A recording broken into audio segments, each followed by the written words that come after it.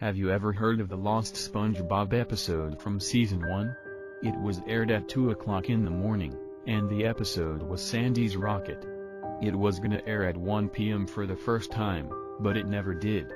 Instead, they were supposed to show a repeat of Jellyfish Jam at 1 p.m., but at 1 p.m., viewers were shown a half-hour message saying and they decided to air Sandy's Rocket at 2 a.m. but viewers were not shown Sandy's Rocket, but something much more disturbing. Viewers reported seeing an episode that they could not believe Nicktoons would air.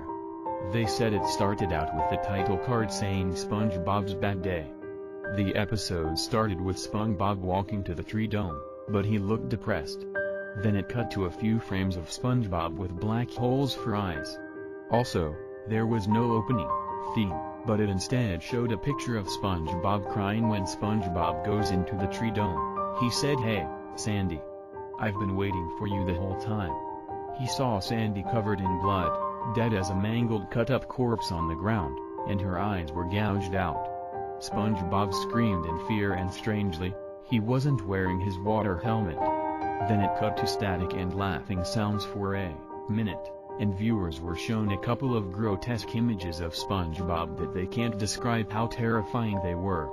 Then it cut to an image of SpongeBob with his head cocked back and one of his eyeballs hanging out of his head and his other one with a red pupil. Then they heard screaming so realistic, that it sounded like it was coming from their house. Then it cut to static again for a minute and it cut back to SpongeBob. He had dead bodies by him, and they were real dead people, not cartoon people. Then the screen showed a red picture of Patrick and SpongeBob with holes for eyes and no mouth. You can hear "Join Us in Hell," and then it showed an early version of SpongeBob and creepy music that sounded like Suicide Mouse. Tavi playing in the background. It showed SpongeBob's house. It was on fire and blood was going down the walls. The screen said something very terrifying: "I will find you and hunt you down." Also, what was strange was that Patrick and Squidward's houses were not there, but instead big holes with fire coming out of them where their houses used to be. Then the screen flashed 666 and it cut to a picture of SpongeBob with blood coming out of his holes in his body. Then the screen turned gray and it showed a picture of Patrick with a gun. Then the episode was over. Then the viewer heard a gunshot.